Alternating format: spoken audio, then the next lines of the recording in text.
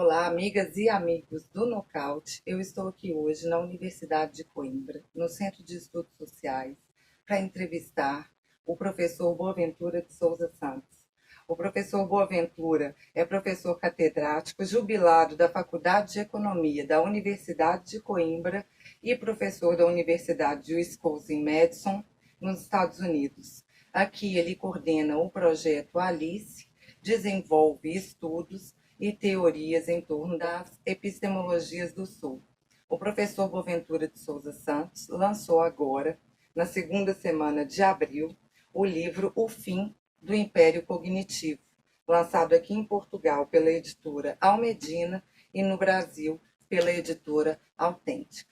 Olá, professor, tudo bem Olá, com o Bárbara, senhor? tudo bem? O senhor pode falar, por favor, para os nossos amigos e amigas do Nocaute, qual que é a sua trajetória, de que forma o senhor reafirma, né, as epistemologias do Sul e, né, no seu último livro, vê aqui o fim do Império Cognitivo. Como que o senhor enxerga atualmente, né, esses movimentos econômicos e políticos que têm ocorrido?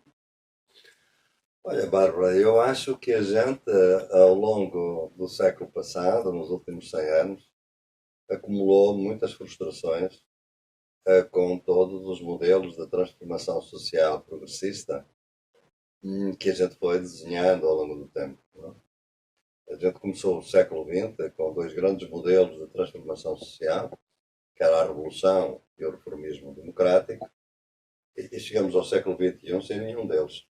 Nem a revolução está na agenda, nem o reformismo está na agenda. O que está na agenda é o contra-reformismo. Não é? E, portanto, estamos numa época difícil. Não é? Ao longo deste século, acumulou-se muito conhecimento. No princípio do século XX, as ciências sociais surgiram para tentar dar conta daqueles problemas enormes que estavam a surgir na Europa em consequência da Revolução Industrial e de todas as transformações sociais que ela provocou, todos os problemas. Bem, ao longo destes 100 anos acumulámos muito conhecimento e, no entanto, a situação não está melhor. Portanto, eu cheguei à conclusão um pouco, depois de trabalhar muito enfim, com o conhecimento, o Eurocêntrico em que me formei, que se calhar o que estaria errado é no próprio conhecimento que a gente tem usado para propor transformações progressistas da sociedade. Acho que a gente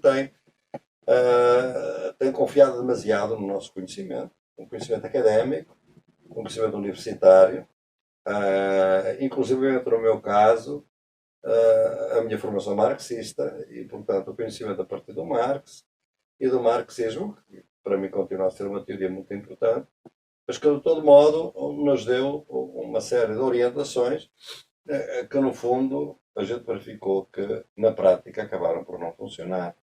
E portanto eu cheguei à conclusão que se calhar o nosso problema era mesmo do conhecimento que a gente usa para analisar a sociedade. E tendo desde cedo tido contacto com as classes populares, trabalhado, eu próprio venho da classe operária, meus pais eram operários ambos, mas fiz a minha tese de doutoramento vivendo numa favela do Rio de Janeiro, no Jacarezinho, e eu aí conheci muita gente, cheios de sabedoria, que em condições indignas procuravam ter uma vida digna. Ninguém lhes dava conta do seu trabalho, mas eram pessoas cheias de sabedoria sobre a vida, sabiam muito bem o que estava a passar no Brasil, estávamos na ditadura. Depois de uma relação de confiança que queria com eles, podíamos conversar abertamente. E vi tanta sabedoria, tanto conhecimento da vida, das relações humanas, que eu realmente me impressionei como é que todo este conhecimento nunca chegava às universidades. E pronto, ao longo dos anos fui desenvolvendo um trabalho que veio a consolidar-se nas epistemologias do Sul, que é um nome horrível, epistemologias é um nome muito difícil, mas é uma coisa simples. É uma tentativa de credibilizar, validar e credibilizar e privilegiar até os conhecimentos nascidos nas lutas sociais. As lutas que são conduzidas por aqueles exatamente que sofrem as injustiças causadas pelo capitalismo, pelo colonialismo e pelo patriarcado. Portanto, significa que tem havido muita injustiça social ao longo deste século. Foi um erro para nós pensarmos que essas injustiças provinham apenas da exploração do trabalho livre através, enfim, da exploração capitalista. Não nos demos conta que o capitalismo não atua sem colonialismo, sem racismo, sem degradação, sem trabalho escravo, sem extermínio de jovens negros nas periferias do Brasil, como acontece em outras sociedades, e também não atua nem consegue vingar sem explorar o trabalho das mulheres, que nós, na teoria marxista, convencionamos que era um trabalho de reprodução, quando é um trabalho tão produtivo quanto o outro que se faz na fábrica, mas que chamou-se reprodução para não ser pago. E, portanto, eu cheguei à conclusão de que realmente a dominação contemporânea era constituída por essas três cabeças: o capitalismo, o colonialismo e o patriarcado. Parece surpreendente, porque o pensamento crítico sempre nos disse, universitário, que o colonialismo tinha terminado com as independências. Eu hoje penso que não. Trabalhando muito com povos indígenas, com populações quilombolas, afrodescendentes, é claramente para eles óbvio que o colonialismo continuou depois das independências e que viveu numa situação colonial. E, portanto, foi a partir daí, do conhecimento que eu fui obtendo a partir deles, no fundo, que eu fui dando corpo a esta ideia de que nós temos é que privilegiar esse conhecimento nascido nas lutas. Obviamente, o conhecimento das ciências sociais, eu próprio sou um cientista social, é importante, mas não é o único conhecimento válido. As epistemologias do Sul é uma tentativa de começarmos a olhar mais para o conhecimento daqueles que sofrem efetivamente as exclusões, as discriminações, e que num mundo extremamente injusto continuam a resistir. Não desistem, resistem. As suas pesquisas, elas tocam pontos importantes da atual conjuntura brasileira, que são os movimentos sociais, a questão atual do meio ambiente no Brasil e a questão da educação e do papel das universidades. De que forma o senhor tem observado, né, tanto na conjuntura interna quanto no plano exterior, o atual governo do Jair Bolsonaro, as indicações dele para o Ministério da Educação de uma pessoa ligada ao mercado de valores mobiliários, a tentativa de implementação de uma escola sem partido, a propalação da existência de um marxismo cultural nas universidades? Como que o senhor vê isso? É um pesadelo pelo qual o Brasil e todos aqueles que estão solidários com o Brasil estamos a passar, e que tem que passar. Haverá outro dia, como diz a canção, mas enquanto não vem outro dia é um pesadelo, é difícil, sobretudo aqueles que estão no terreno. E todos nós, porque estamos sujeitos a todas essas provocações a que estamos a assistir, e que está na lógica de um pensamento de extrema-direita que está a emergir por todo o mundo, e que teve o seu foco até inicialmente nos Estados Unidos, através do presidente Trump, e que hoje tenta alastrar a Europa e todo o continente latino-americano, porque, obviamente, também tem muito a ver com os interesses imperiais que os Estados Unidos sempre tiveram no continente e que usam hoje toda uma retórica, um discurso e uma prática de extrema-direita, infiltrada e incrustada dentro da democracia. Isto é, estamos numa situação em que a própria democracia pode morrer democraticamente, na medida em que a gente elege para os postos de comando pessoas que são antidemocráticas. Eu penso que Jair Bolsonaro é um antidemocrata, é um neofascista, e, portanto, não há volta a dar, é exatamente isso que ele é. Aliás, dá-me a impressão que ele está no poder apenas pelo tempo que for necessário para realizar um trabalho que as elites querem que seja feito, fundamentalmente a privatização da Previdência Social e a entrega dos recursos naturais aos Estados Unidos e tornar o Brasil num país totalmente dependente.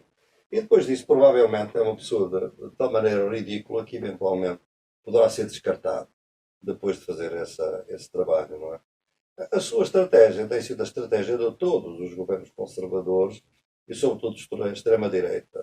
A grande alvo é sempre a educação, por duas razões.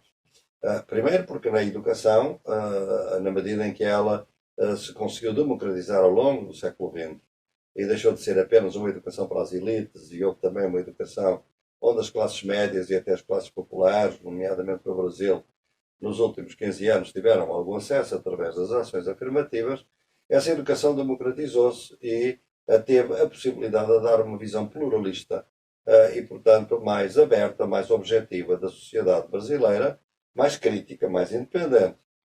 Ora bem, é evidente que esse conhecimento livre, crítico e independente é uma ameaça constante a quem assenta o seu poder na linguagem do ódio, nas fake news, nas notícias falsas e, fundamentalmente, nos julgar com todos os preconceitos mais básicos que existem e continuam a existir na sociedade brasileira, como em muitas outras, porque para que eles deixassem de existir era preciso que este esforço educativo durasse por várias gerações e não foi o caso. No Brasil foi até um período extremamente curto. Portanto, a educação é realmente onde se pode discutir e avaliar a situação presente e as perspectivas de futuro. A universidade pode ser exatamente essa ponte entre o passado, o presente e o futuro. Bem, é evidente que as forças de extrema-direita não querem que haja futuro. O futuro são eles. É a perpetuação da atual situação. E, portanto, daí um ódio total aos projetos educativos e são sempre as primeiras vítimas. Mas também são vítimas dessa fúria neoconservadora por outra razão. É porque na educação estão os jovens. E os jovens são o futuro. E, portanto, a extrema-direita, quando não pode arregimentar os jovens para grupos de choque de extrema-direita, como tem tentado no Brasil, ao caso do movimento Brasil Livre, que agora também tem um movimento juvenil, que obviamente é uma tentativa de arregimentar, mas que normalmente tem muito pouco êxito, sobretudo num país onde nós continuamos a ter uma União Nacional de Estudantes bastante mobilizadora, tivemos os secundaristas com muito ativismo nas escolas, na defesa das escolas. É evidente que a sua luta é contra os jovens, não é? E essa luta é tão grave que vai ao próprio extermínio, não é? É um Estado que, se puder exterminar os jovens negros, extermina, até à medida que for possível. E, portanto, daí que a educação tenha tido esse privilégio de ser a primeira fonte de ataque e que agora tem tido desdobramento com autores que estão a ser proibidos de ser lecionados, com autores que não podem dar as suas palestras, como aconteceu agora com o Leonardo Boff. Aliás, no Instituto Técnico para Surdos, até os meus livros também já foram considerados como não aceitáveis, uma excelente companhia, ao lado do Marx, ao lado do Foucault, ao lado do Milton Santos, ao lado do Paulo Freire, uma excelente companhia, mas é horrível ao mesmo tempo que os dois autores vivos que tenham sido visados por eles tenham sido a minha querida amiga Marilena Chauí e eu próprio. Portanto, é uma situação extremamente grave que depois tem toda a mistificação ideológica. É altamente ideológica e afirma-se como anti-ideológica. Portanto, a escola sem partido é a escola daquele partido. É a escola do Partido Conservador, nos termos religiosos, em termos políticos, em termos económicos, e, portanto, é uma política que não tem nenhum respeito pela liberdade cívica, política dos cidadãos, só lhe interessa uma liberdade, é a liberdade económica. E, portanto, inclusivamente abrem mão da democracia para garantir a liberdade económica, que é a liberdade dos agentes económicos, não é a liberdade dos trabalhadores, obviamente. É a liberdade dos investidores e dos acionistas das suas empresas. E, portanto, é esta a situação em que a gente se encontra neste momento, e naturalmente que é uma situação extremamente grave, porque atingiu proporções que se calhar ninguém esperava, provavelmente. Os próprios movimentos sociais, os partidos de esquerda estão ainda hoje bastante atordoados, porque estão numa situação de choque perante a imensidade dos ataques a que são sujeitos, das ameaças que lhes são feitas e pela retórica que se instaurou no Brasil, num país que não estava realmente preparado para o ataque destes. A extrema-direita internacional, que é obviamente uma internacional de extrema-direita, onde, enfim, a face mais óbvia é o Steve Bannon, mas que tem muitas outras pessoas a trabalhar, obviamente, que é um grupo internacional, tentam usar a era digital e a grande oportunidade das redes sociais para transformar um instrumento que podia ser um instrumento democrático e de aprofundamento da democracia num instrumento que pode liquidar a própria democracia através da manipulação das redes sociais e dos big data com os algoritmos, como foi feito pela Cambridge Analytica, que fez o seu primeiro teste no Brexit e o segundo teste no Brasil, que é praticamente um estudo de caso hoje. Há teses de doutoramento a serem escritas nos Estados Unidos sobre o estudo de caso do Brasil, como é que se ganha fraudulentamente umas eleições através das fake news. E, portanto, isto era possível porquê? Porque eles souberam, e talvez a esquerda não soubesse, que 120 milhões de brasileiros tinham como única fonte de informação o WhatsApp. E talvez também não soubessem, como a esquerda não sabia, apesar dos estudos serem de cientistas políticos brasileiros muito respeitáveis, meus amigos, colegas, que tinham mostrado que os brasileiros têm três entidades em que têm confiança plena, nenhuma delas é democrática. A família, as igrejas e as forças armadas. Portanto, as mensagens que vierem da família, das igrejas e das forças armadas menos, mas pelo WhatsApp, pelo menos destas duas, são credíveis à partida. As pessoas acreditam. E, portanto, o kit gay pode ter o êxito que teve, exatamente por isso. Portanto, a esquerda não estava preparada para este tipo de embate. É evidente que há muita técnica de manipulação que a esquerda não vai poder utilizar, porque é eticamente condenável, não é? Esta manipulação grosseira da opinião pública, e ficou relativamente desarmada. Hoje procura armar-se um pouco melhor. Na Europa, neste momento, acabam de ser encerradas várias contas do Facebook, porque se viu que a extrema-direita estava a influenciar as próximas eleições europeias. É uma iniciativa do Facebook, não nos satisfaz plenamente, não atingiu os conteúdos, foi por outras razões que fecharam as contas. De todo modo, é uma primeira tentativa de tentar controlar esta avalanche de distorção e de manipulação da opinião pública através de um conhecimento de uma forma de governo que era uma forma de ditadura democrática, se tu queres, absolutamente democrática, que tem uma fase de total distância, desprezo pelo povo e, ao mesmo tempo, uma lógica e uma retórica de proximidade. O presidente é um deles, fala com um deles, dirige-se por Twitter, não se dirige pelas instituições. É um governo de proximidade que funciona basicamente na distância, no desprezo, na displicência, no ódio e, obviamente, no extermínio, sempre que isso for possível, transformando em inimigos todos aqueles que se puserem no caminho, porque não conhecem a lógica do adversário, que é aquele com quem nós discutimos as nossas ideias quando não estamos de acordo. O inimigo, com o inimigo não se discute, destrói-se. E é a lógica que está neste momento, é um desfigurar completo da democracia, e, portanto, é algo que os democratas brasileiros têm que ter muito em mente para iniciar uma resistência que, a meu entender, vai ter que ser bastante forte. Professor, o senhor falou então desse descrédito das pessoas nas instituições democráticas. Nessa semana, Portugal recebeu o ministro de Segurança Pública, Sérgio Moro, né? E nessa presença dele, houve um conflito entre ele e o ex-primeiro-ministro José Sócrates. E o ministro Sérgio Moro disse que não debateria com o ex-ministro, porque não debateria com criminosos pela televisão. Eu gostaria de saber como que o senhor tem enxergado esses movimentos entre o judiciário e o poder executivo no Brasil e em Portugal. O que pode ter fundamentado, né, esse conflito entre o ministro brasileiro e o ex-primeiro-ministro de Portugal? Na superfície foi realmente, a superfície foi um conflito entre o ministro Moro e o ex-primeiro-ministro José Sócrates. A um nível mais profundo, foi um conflito entre duas concepções do sistema jurídico e judiciário e do próprio Estado de Direito.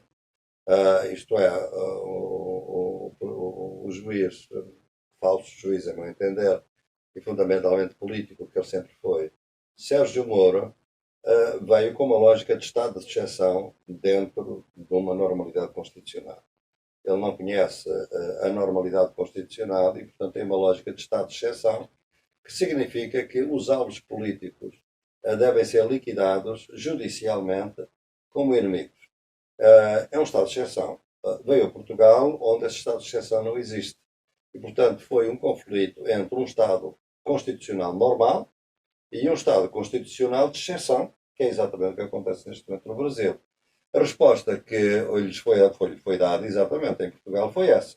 Em Portugal havia um Estado de Direito, não há um estado de exceção, como neste momento o Brasil, o Sérgio Moro, além do mais, cometeu, obviamente, um dislate diplomático tremendo, não se fazem observações daquele tipo em relação a nenhum político ou ex-político de outro país, foi declarado persona non grata pelos portugueses, pelos jornais de referência, e, portanto, é um homem que mostrou a sua verdadeira cara, que nós todos já conhecíamos, mas que, se calhar, aqui em Portugal, ainda para um público pouco familiarizado com o que se passa no Brasil e nem querendo acreditar até que ponto é que neste momento o autoritarismo se instalou no Brasil e a manipulação do direito se instaurou, havia muitos juristas em Portugal que ainda pensaria que esse ministro era um magistrado sério.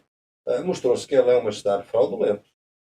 Em meu entender, é um agente dos Estados Unidos no Brasil, treinado pela CIA e pelos Estados Unidos para lutar a chamada luta contra o terrorismo, que nunca foi uma luta contra o terrorismo, porque nunca realmente incidiram nos terroristas, foi sempre uma luta contra o inimigo interno. E não foi só o Brasil, obviamente, na Colômbia são os povos indígenas que têm sido muitas vezes utilizados como inimigo interno, e está-se a ver a violência desatada que nós temos neste momento na Colômbia.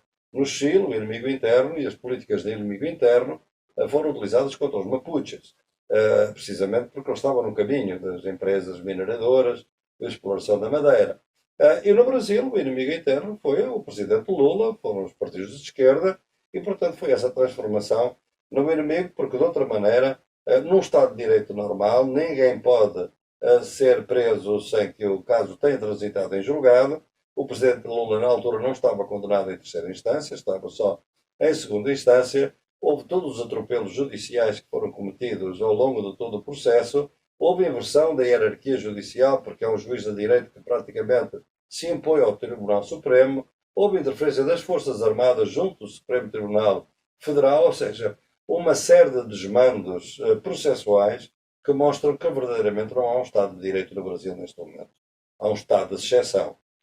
Infelizmente, o Sr. Moro, sem nenhuma inteligência nem subtileza, veio mostrar a Portugal que exatamente é isso. Podia ter sido mais simpático, podia ter sido mais inteligente e vir dar aqui, exatamente como a extrema-direita portuguesa, que também existe. Está mais escondida, mas também existe. Veio até um jornal deles, veio a dizer que afinal era o ministro mais popular do governo de Bolsonaro.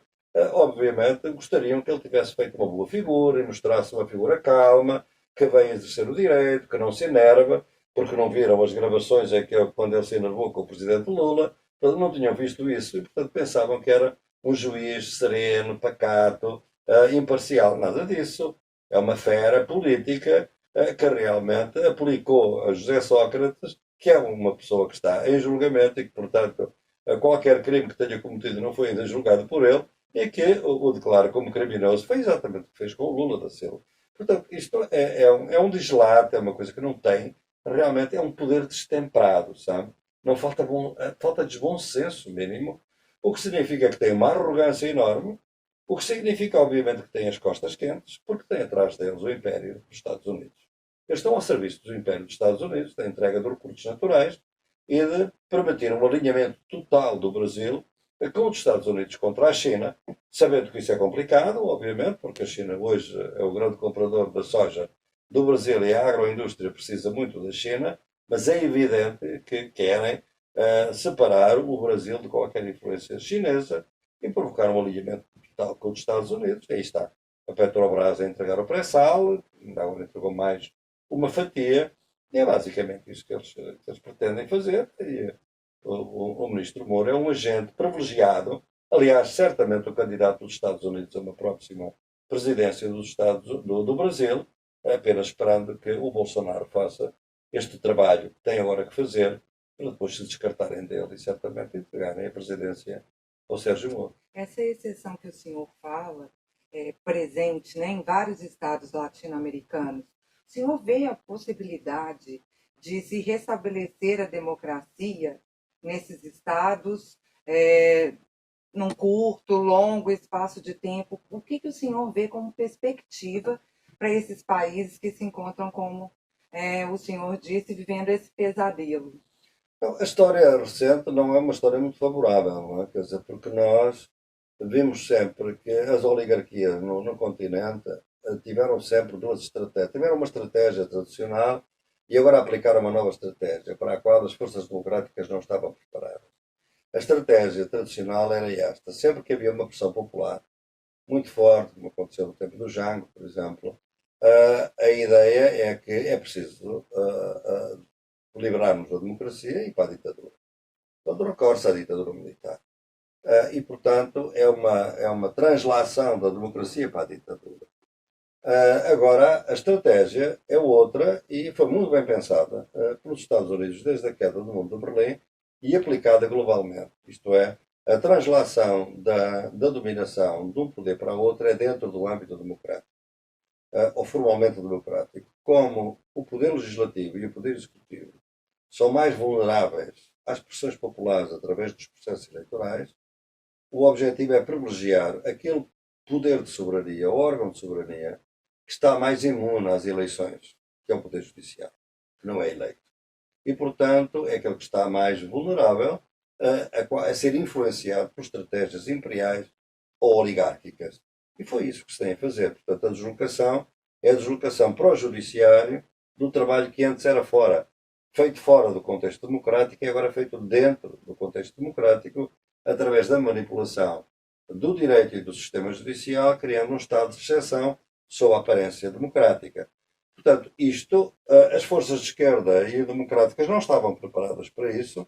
Durante muito tempo pensaram que o impeachment era tudo dentro do marco. Aliás, algumas organizações internacionais proibiam os seus ativistas, os seus membros, de falar de golpe. Não tinha havido golpe, tinha havido exercício normalmente democrático, mas não era, obviamente. É exatamente esta ideia de golpes institucionais, de criar estado de exceção. Portanto, como resolver isso? Obviamente que isto não se vai resolver apenas dentro das instituições.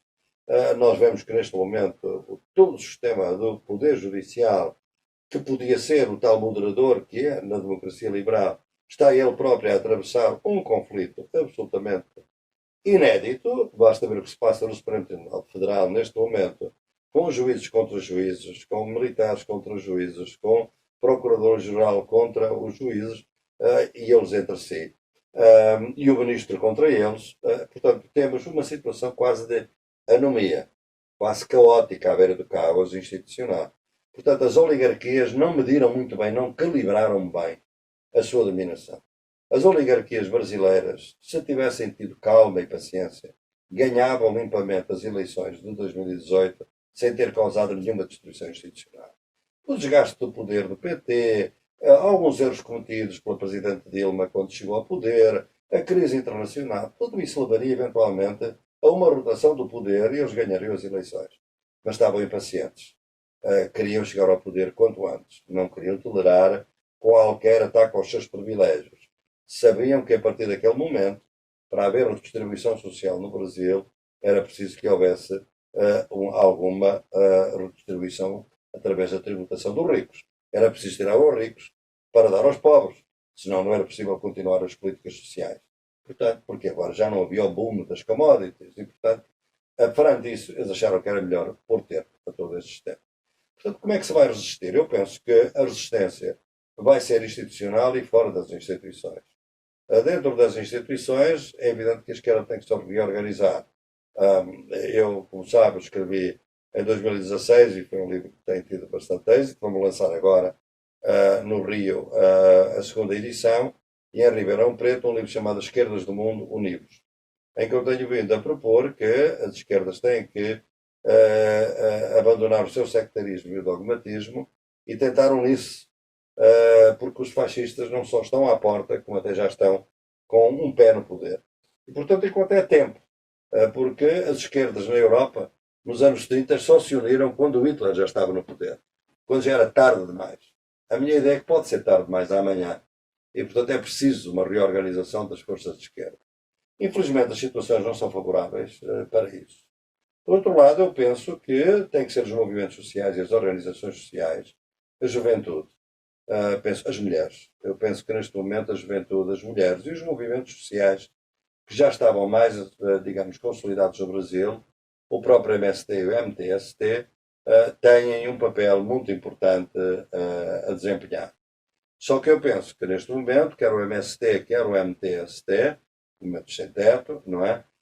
Vão ser alvos de perseguição. E provavelmente vão fazer em relação a eles o que fizeram em relação a outros, ao presidente Lula. Isto é, não se atacam por ser de esquerda, mas por serem corruptos. Por inventarem, obviamente, acusações de corrupção para deslegitimar, obviamente, estes movimentos e desanimá-los, desestruturá-los, desmoralizá-los e, portanto, afetar a sua capacidade de mobilização. Este poder não pode tomar o poder e continuar no poder pensando que vai liquidar a resistência. Por mais violência, por mais extermínio, vai haver resistência e não sabemos quando. Não será certamente só um ciclo eleitoral. Provavelmente deverá durar muito mais tempo. Vamos vendo a temperatura de como é que eles estão a ver este sistema, inclusivamente pelo modo como a prisão do presidente Lula vai ser tratada, porque sabem que é um elemento fundamental neste momento na estratégia dos próprios movimentos de esquerda, mesmo daqueles que não tomam a libertação do presidente Lula como área principal ou como motivo principal. É evidente que há uma pedra no sapato, mas uma pedra enorme no sapato da direita no plano internacional e, obviamente, que é um fator também muito importante na reorganização das forças de esquerda. Portanto, vai levar algum tempo. Acho que a gente tem que ter um pouco de paciência, mas é preciso começar a lutar desde hoje, desde já, porque as coisas vão piorar antes de poderem melhorar.